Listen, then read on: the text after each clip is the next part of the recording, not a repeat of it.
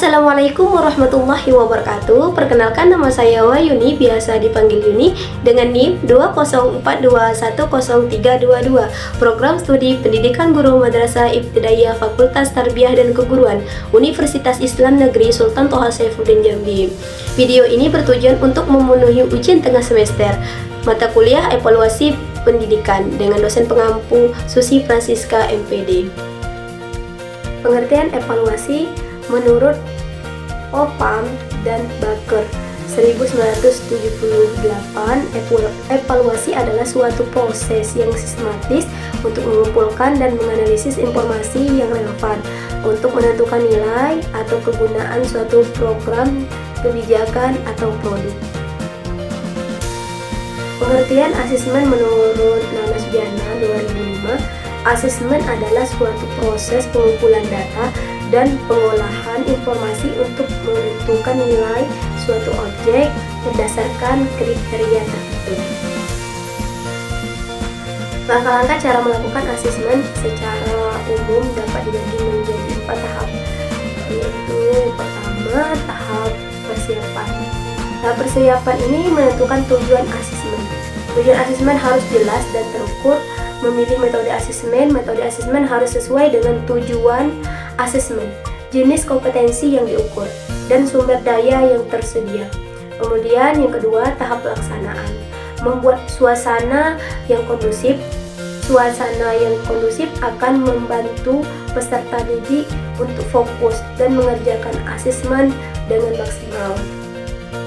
Kemudian memberikan instruksi yang jelas. Instruksi harus jelas, singkat, dan mudah dipahami oleh peserta didik. Kemudian yang ketiga, tahap pengolahan data. Pengumpulan data dapat dikumpulkan melalui instrumen asesmen yang telah digunakan. Memeriksa data harus diperiksa untuk memastikan bahwa data tersebut lengkap, akurat, dan valid. Kemudian menganalisis data. Data dianalisis untuk mengetahui hasil asesmen. Yang keempat, tahap tindak lanjut. Menyusun laporan hasil asesmen. Laporan hasil asesmen harus jelas, ringkas, dan mudah dipahami. Mengkomunikasikan hasil asesmen.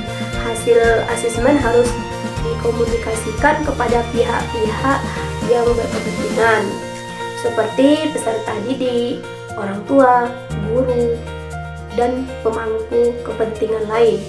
Melakukan tindak lanjut seperti berupa perbaikan pembelajaran, program tambahan, atau layanan konseling. Asesmen kognitif menurut Gagnon 1965, asesmen kognitif dapat diklasifikasikan menjadi 3 macam, yaitu belajar tanda, belajar proses, dan belajar pemecahan masalah.